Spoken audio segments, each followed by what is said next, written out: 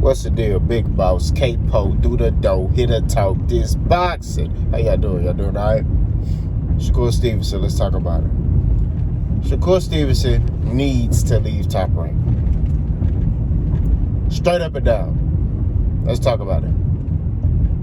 And I'm not talking about break his contract. I'm talking about whenever his contract is done, he needs to leave.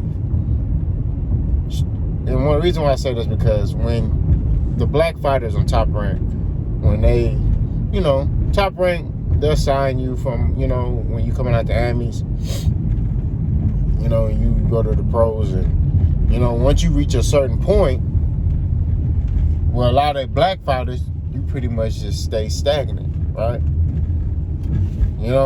They stop really promoting you, or, and then when it's time to do a cross-promotional fight, you want a big fight, they can't deliver it. But one thing I've seen is when you see the non-black fighters, they do everything in their power to keep putting them in big fights, And it's just like Shakur Stevenson, if he don't leave Top Rank, he's going to be how Terence was. When Terence Crawford was signed to Top Rank,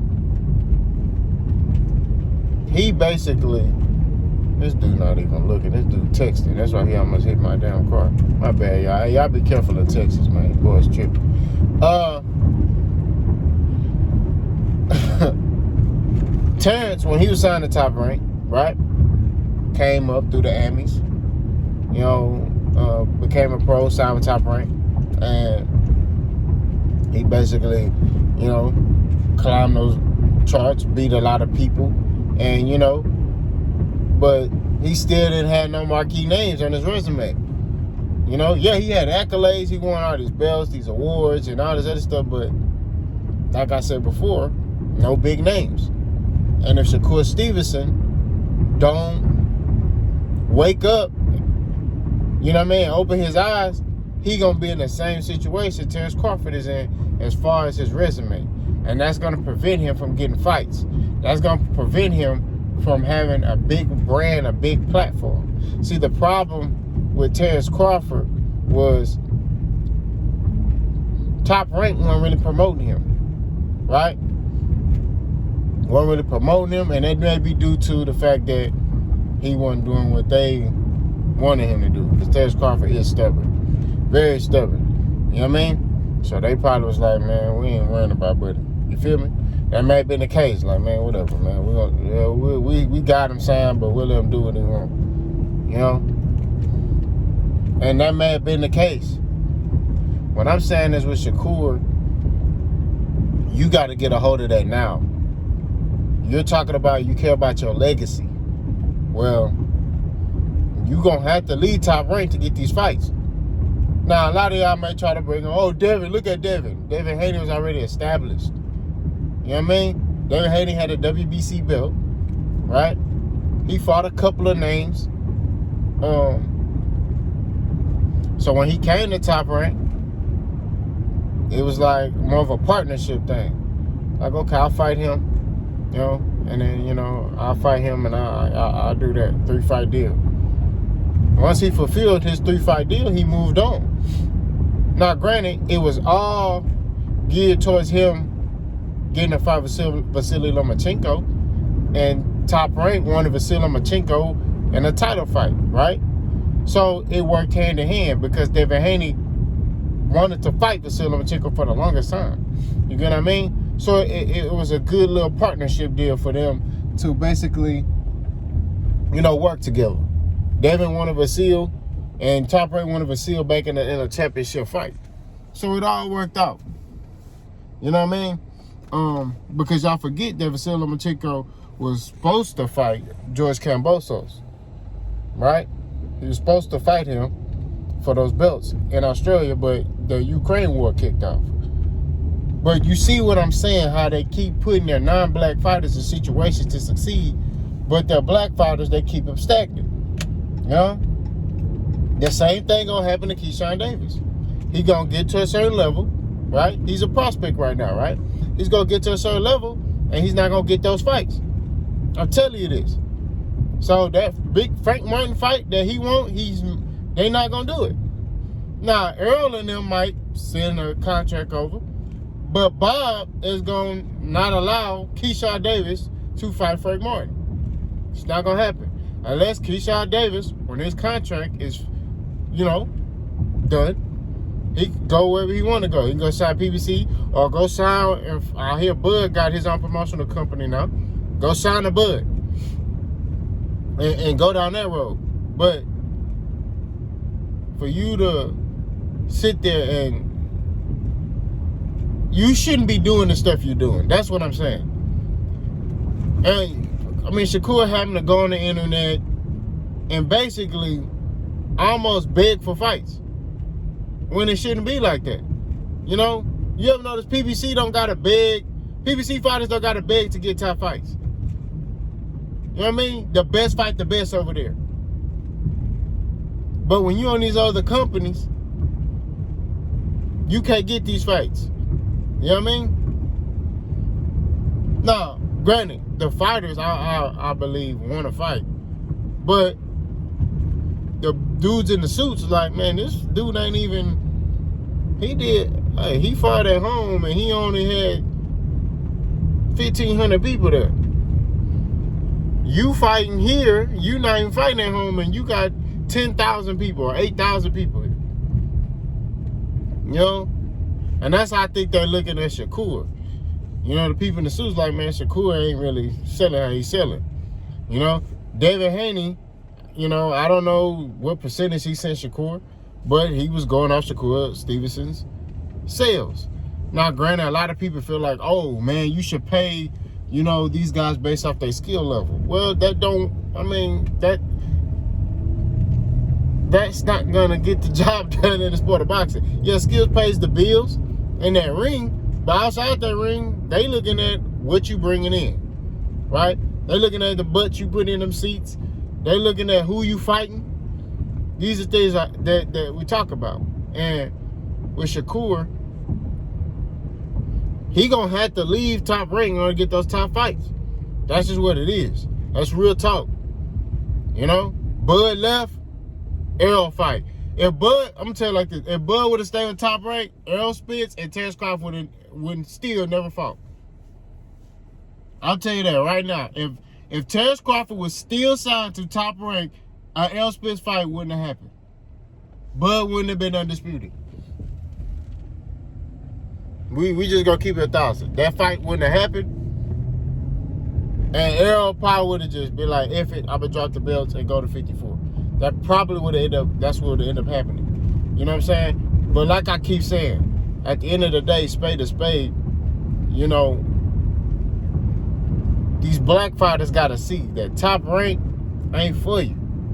You know what I'm saying? As a fighter, bro, you gotta put yourself in situations to succeed. Getting on this internet talking, and it's not gonna help you. It's just not, in my opinion. You know what I mean? He was like, oh man, I asked for a Pitbull Cruz fight, I couldn't get it. Okay? Oh man, I asked for this, and it's like, now, Pitbull Cruz, I would consider that a duck. You know what I mean? I would consider Pitbull Cruz duck Shakur. But I think what Pitbull Cruz is trying to do is get another Gervonta Tank Davis fight. That's what his mind is set on. He set on Tank.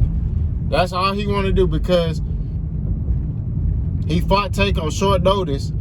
You know what I'm saying? And he did well. So now he got people in his ear saying, hey man, you beat Tank. So he wants a Tank Davis fight so he could beat Tank, because Tank is the cash cow, right? So he could beat Tank and say, hey, I beat Tank and I'm the new face of boxing. That's what Eastside Pitbull Cruz want.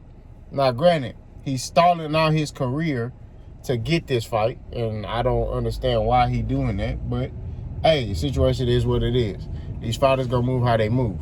All I'm saying is, at the end of the day, I would consider that a duck on Pitbull Cruz's part. But other than that, I don't think nobody else is really just avoiding Shakur. I think a lot of guys are revenue-wise making more money than Shakur. So they looking at, man, it's kind of like a high risk, low reward type thing. You know what I mean? Now, me personally, I'm like, shit, put Shakur in there. He want that smoke, put him in there.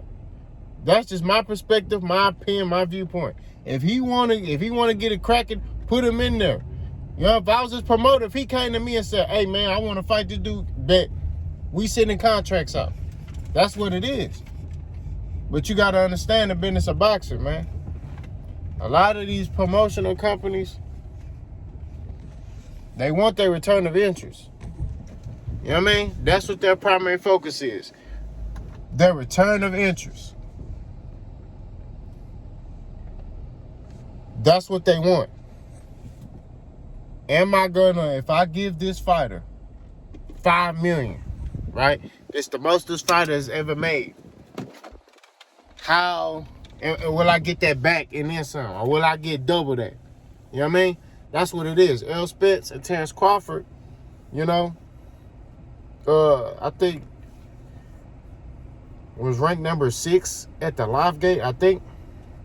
No, I think the pay-per-view didn't do as good as we thought it would. I thought it was going to crush Floyd and Manny, pay-per-view, but it didn't. So my main thing is this, you know, when it comes down to Shakur, he's gonna, in order to get these fights, he's gonna have to leave Top Rank. He's gonna have to go sign with Bud or whatever. But he has to do that now. He can't wait.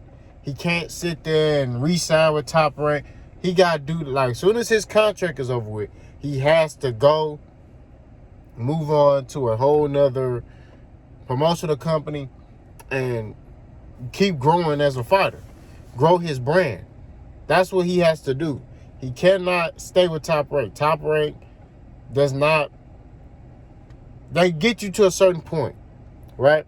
And after that, you have to take control of your career. After that, you got to do what you got to do to catapult yourself into it, into the elite. You know what I mean? That's what it is. We see the skill with Shakur Stevenson, but it's a lot of skill for guys that get beat, when they get in there with another guy. They got a different style. Styles make fights. I keep telling y'all that. When it comes to this boxing, especially y'all Bud buddies, when it comes to this boxing, I know what I'm talking about. Styles make fights. You know what I mean? Styles make fights. That's what it is. You know what I mean? But I just voiced my opinion. Y'all let me know what y'all think, right? And I want to give a shout out to these channels, man, because if they had a boxing media, like social media Hall of Fame, these channels will be in there. Boxing Ego, Manager Marty, D-Town Boxing, Nocturnal Boxing Thoughts, Contender Regime Boxing, For 9 Boxing. Those channels will be in this Boxing Hall of Fame if they had one for YouTube. I'm not doing this to get any recognition from them. You know what I mean? I'm not doing this so I'm saying that these dudes, we got to give them their respect. You know what I mean? They know what they talking about. They know they boxing. You know what I mean? Contender Regime being from Texas. You know what I'm saying? I saw, he was the first channel I seen that's from Texas. I didn't know about Trill Boxing Talk. Shout out to him too. I didn't know about Trill Boxing Talk until later on. But Contender Regime Boxing was one of the first channels I seen, and he was from Texas. Then D-Town Boxing, you know what I mean? I look at him, man, as family. You know what I'm saying? Came into this game, and, he took it over. Pillar in this sport of boxing. Manager Marty came into this game, took it over. Boxing Ego been taking this thing on. I've watched Boxing Ego since 2014. So, in this sport of boxing, on this, I know all of us aren't allies. All of us don't fool with each other. Some channels are way too big to, even worry about small channels. You know what I'm saying? But me, on my channel, I'm always going to support anybody on this YouTube talking boxing. That's what it is. Ain't no hating my blood. It's room for all of us to eat. And that's what it is. Much respect to everybody. Peace among everybody. I pray for everybody. Boss gone.